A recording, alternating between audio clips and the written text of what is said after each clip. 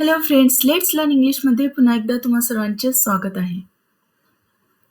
आज आपण पाहणार आहोत यूज ऑफ लेट. लेटचा यूज स्पोकन इंग्लिशमध्ये कसा करायचा किंवा इंग्लिश बोलताना लेटचा यूज कसा करायचा हे सर्व आपण आजच्या व्हिडिओमध्ये शिकणार आहोत. तर व्हिडिओ शेवटपर्यंत आणि लक्षपूर्वक बघा, कारण लेटपासून जास्तीत जास्त इंग्रजी बोलली जाते. लेटपासून जास्तीत जास्त प्रमाणावर सेंटेन्सेस बोलली जातात.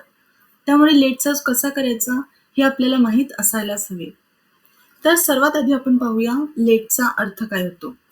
तर लेटचा अर्थ होतो एखादी गोष्ट करू देणे, एखाद्या गोष्टीसाठी परवानगी देणे किंवा एखाद्या गोष्टीसाठी परवानगी घेणे. जसं की आपल्याला म्हणायचं आहे की मला ते करू दे किंवा मला तिथे जाऊ दे. यासाठी आपण इंग्लिशमध्ये लेटचा यूज करतो. आता आपण काही एक्झाम्पल्स पाहूया. फर्स्ट एक्झाम्पल आहे मला जाऊ द्या. तेव्हा आपण सिम्पली म्हणणार लेट मी गो. सुरुवातीलाच आपण लेटचा यूज करणार. वाक्य काय होईल? लेट मी गो. मला येऊ द्या. लेट मी कम. काय म्हणणार आपण? लेट मी कम. मला येऊ द्या. मला खाऊ द्या. यासाठी आपण म्हणणार लेट मी ईट.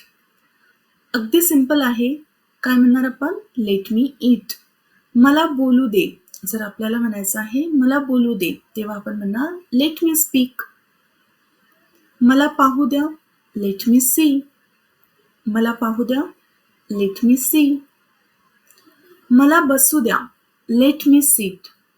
सिम्पली आपण म्हणणार लेट मी सीट. त्याला ओरडू द्या. Let him shout.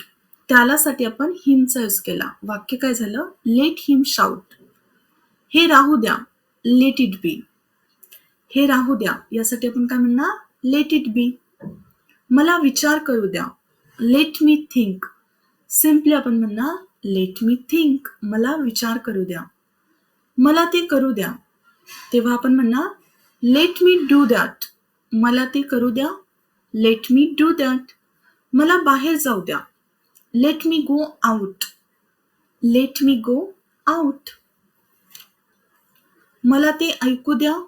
Let me listen it. मला ते ऐकू द्या. काय म्हणणार आपण? Let me listen it. तिला बोलू द्या.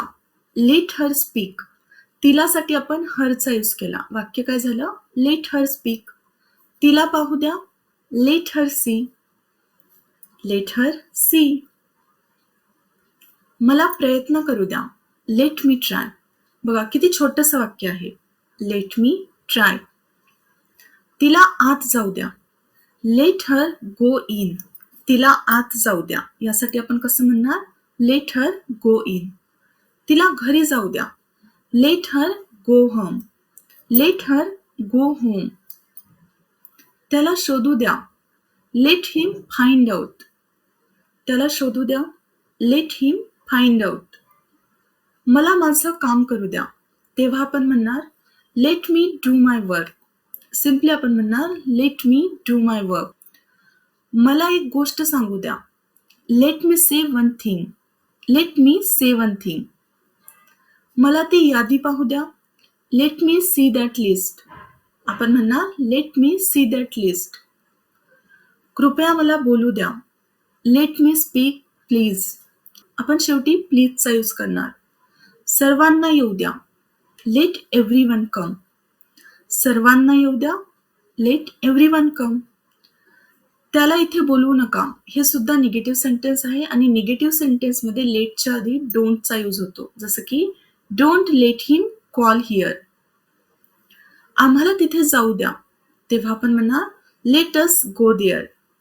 Late us go there. आम्हालासाठी आपण असचा यूज केला.